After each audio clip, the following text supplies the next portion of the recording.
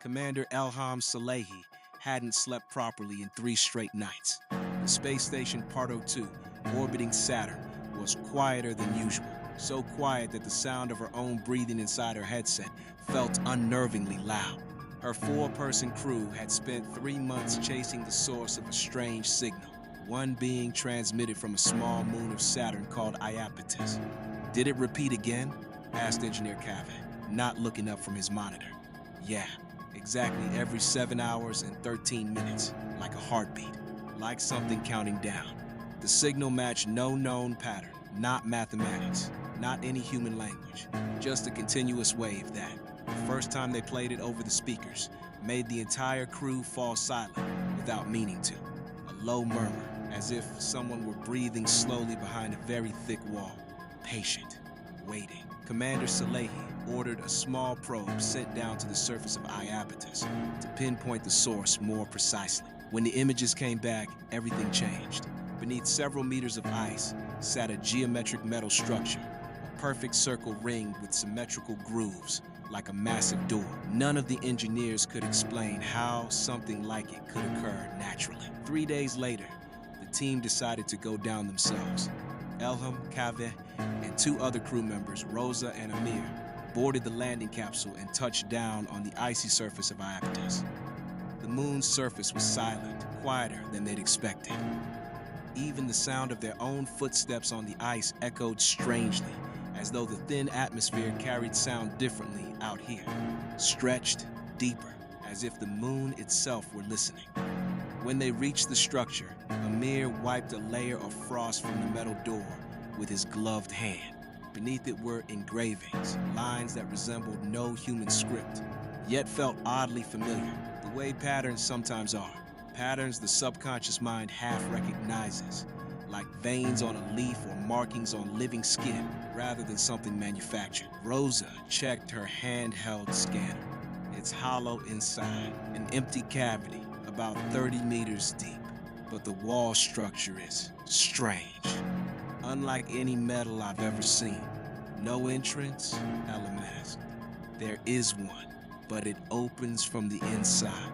Before anyone could respond, the door began to open, silently, with no visible mechanism, as if it had been waiting, as if it already knew 4 people stood on the other side. No one spoke. Elham glanced at Kaveh, then at the camera recording everything. Protocol demanded they retreat immediately and report back. But something, a strange, unfamiliar curiosity, none of them could quite explain, pulled their feet forward, step by step, without anyone officially deciding to enter. Inside the structure was a narrow corridor sloping downward. Its walls were made of some unidentifiable material, neither metal nor stone, an organic mineral texture that looked damp and faintly alive under their flashlight beams. The deeper they went, the louder the old signal's murmur became, but now it wasn't coming from any radio. It was coming from the walls themselves, from every direction, as if they were walking through the inside of some enormous lung. Amir suddenly stopped. Do you guys hear that? Hear what? Rosa asked, her voice trembling slightly. Something called my name, very softly, like my mother's voice. Before anyone could answer, Rosa's flashlight flickered and died. In the darkness, for a few seconds, they all saw a faint blue glow pulsing from the far end of the corridor, like the breath of something alive, exactly in rhythm with the murmur. When the light came back on, Amir was gone. Amir? Elham screamed. Her voice echoed strangely through the corridor, as if the walls themselves had swallowed it and given nothing back. There was no trace of him. No footprints, no static on the comms, not even a sign he'd ever been there. Just silence, and that murmur growing softer and softer, as if it were satisfied. Kaveh's voice shook. We need to go back now. But when they turned toward the entrance, the door was sealed shut, completely silent, with no seam showing where it had ever been. Rosa began scanning the walls with trembling hands. Elham, this structure, it's alive.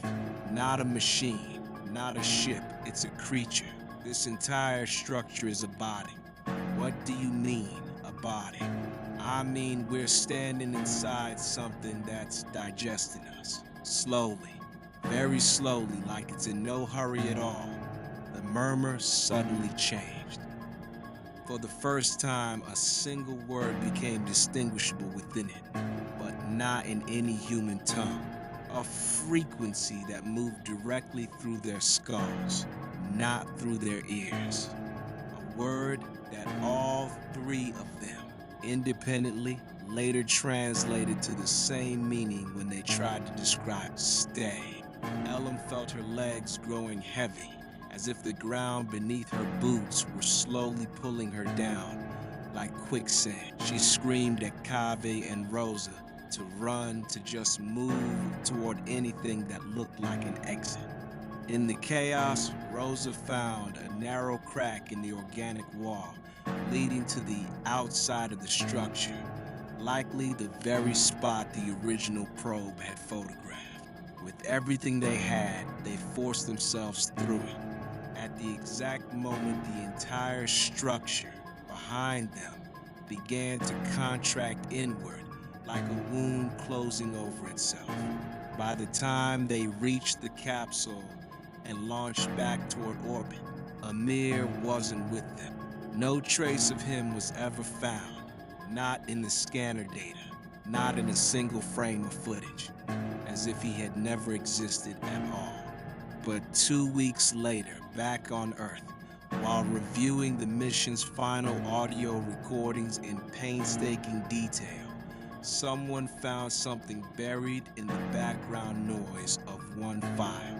It was Amir's voice, very quiet, as if from some great distance, just before the signal cut out entirely. "It's beautiful here.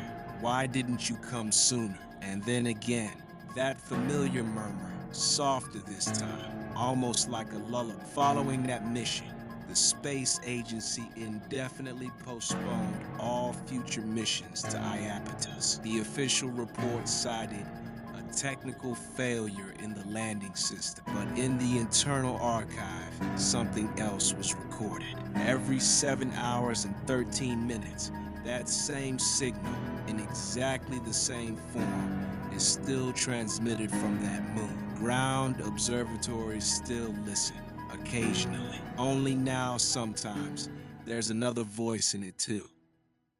The end.